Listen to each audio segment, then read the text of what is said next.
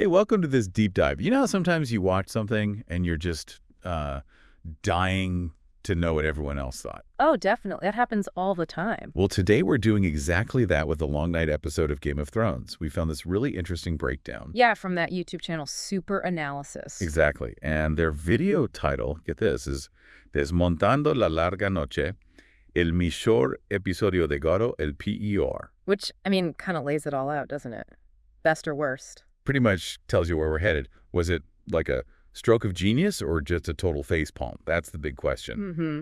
So we're going to dig into how this video specifically breaks down that huge battle against the White Walkers. Right, looking at their arguments, the moments they highlight. Yeah, our goal here is just to get a handle on the different ways people, or at least this analysis, looked at this episode. The good, the bad, you know.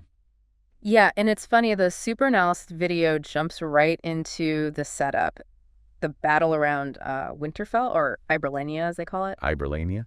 And they focus immediately on the main objective, taking out the Night King. Right, the big bad. But they have these, like, playful names for him. El Rey Nocturno, sometimes Señor de la Noche Segundo Don Omar. Wait, Don Omar? Yeah. Seriously? Yeah. And sometimes just Don Omar. It adds this weirdly light touch to the whole thing. Oh, good. And of course, the core strategy, the video points out, is Bran being the bait, the obvious target. Bait is definitely the word.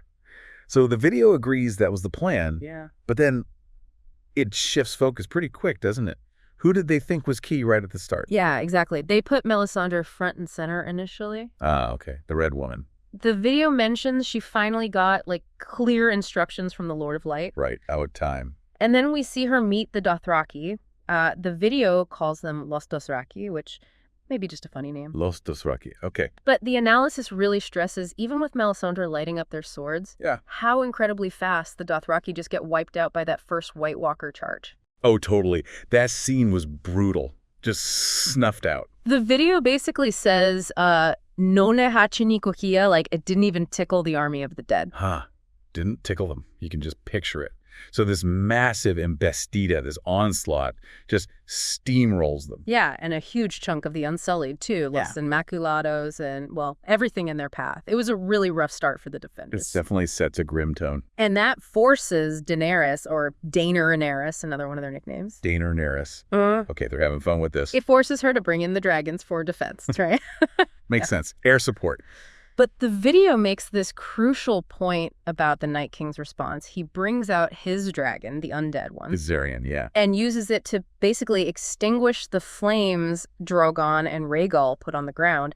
The video calls that a real turning point, like Batari confessando, a kick and a confession, maybe like game changer. Wow, okay, so the dragons weren't the instant win everyone hoped for. Not at all. And it's around here the video starts suggesting that some character deaths feel a bit, well, convenient. Convenient how? Like, for the plot. Exactly. Like, they happen just to move the story where it needs to go.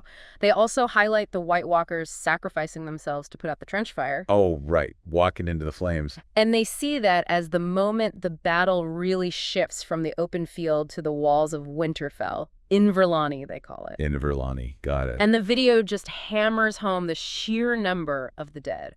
They say, un nuevo Zambape, like a new stampede. Stampede of the dead. Grim. Los muertos mueren como hormigas, pero son demasiados. The dead die like ants, but there are just too many. It's this overwhelming tide. It really makes you question the initial battle plan, doesn't it? Sending the Dothraki out like that. The analysis definitely implies that. And then they point to a specific death, the little Mormont girl, Lyanna. Oh, yeah, taking down the giant white epic moment. But the video frames it differently. They say it wasn't just luck, but that the creators wanted the smallest to beat the biggest. Ah, so less about realism, more about the symbolic image. That seems to be the video's angle. It's about deliberate, dramatic choices over maybe tactical sense. Interesting take. What about the dragon duel? Jon and Dany versus the Night King. Right, so they show Jon and Daenerys going after the Night King on Dragonback, and the fight moves from the sky down closer to Winterfell. Yeah, that whole sequence was visually stunning, but confusing too. And here's where the Super Analysis video finds something striking. Dragonfire. You'd think it's the ultimate weapon, right? Absolutely. Against ice creatures. Should be devastating. But the Night King, he just stands there and Drogon's fired. The video says, Nola Chenikoscius again. Didn't even tickle him. Seriously. Didn't it tickle him? Apparently, he even se sonríe como si le estuvieran echando agua fresquita, smiles like he's being splashed with cool water. Whoa, okay, that's a choice. Makes him seem almost unbeatable. Or maybe raises questions about consistency. Anyway, it leads to Dany being understandably frustrated. And Jon realizing they have to fight him on the ground, right? Yeah. Because fire isn't working. Exactly. But then the video points out something fascinating about the Night King's power display there. What's that? He doesn't really fight directly himself. Instead, he just raises all the newly dead around him. Oh, God, yeah. Including their own fallen soldiers. The video calls it the best shield for him. And the analysis really leans into the hopelessness of that moment. They literally ask, ¿Cómo coño van a ganar los humanos? How the heck are the humans going to win? Yeah. Yeah, it felt impossible then. Totally. And that feeling carries over when the focus shifts inside to the crypts. Right, where everyone thought they'd be safe. Women, children. Tyrion un enano, the dwarf, as the video calls him. But then the dead start breaking through down there, too. Yeah, that was terrifying. And the video highlights the Hound's reaction. Mm-hmm.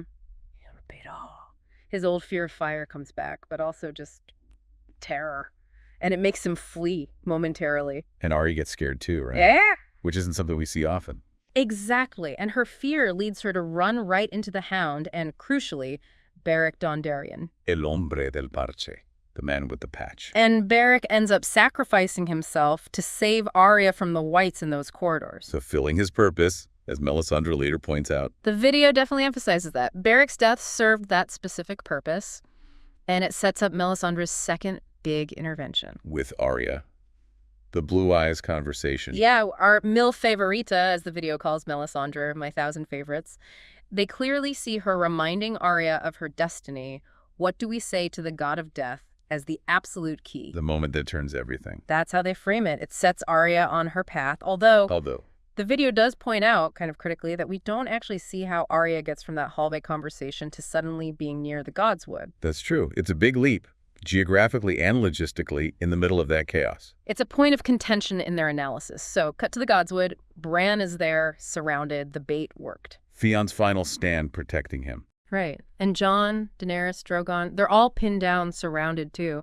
The video mentions Grey Worm Rogo actually falling back or fleeing. Rogo, okay. Which leaves Daenerys vulnerable on the ground with Drogon covered in whites. Until Jorah arrives. Jorak, as the video calls him. Jorak, yeah. He comes to protect her. It's just pure chaos everywhere, and the video makes this pretty blunt argument. Picture this. La mayoría de los personajes sobreviven porque así lo decide el libreto. Most characters survive simply because the script says so. Oof. Plot armor criticism. I know a lot of people felt that way. It did seem like some main characters should have definitely bought it there. That's the vibe of the analysis. And Jorah does die, defending Daenerys. The video counts him as like the fourth character with dialogue to bite the dust in the whole battle. Only 4. In that battle? Wow. Yeah. Then the Night King finally reaches Bran. He kills Theon Thon, as they call him. After Bran tells him he's a good man. A poignant moment.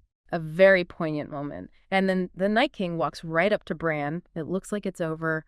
Jon's trying to get there, but he's blocked by the undead dragon. It seems completely hopeless. And then Arya.